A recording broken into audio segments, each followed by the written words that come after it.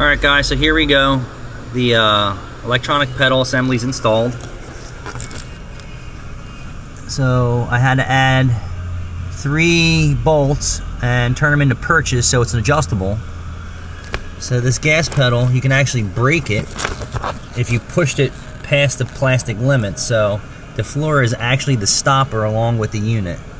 And there's a few other wires that need to be wired into a dash, or a digital dash. I just have them draped in there for now. They didn't have this in 1972. That's a diagnostic connector. It's coming along nicely. I got to mount a new shifter, which I didn't get to yet. Cold air intake. A lot of electronics are all mounted and pulled, all the grounds. Engine computer, transmission controller,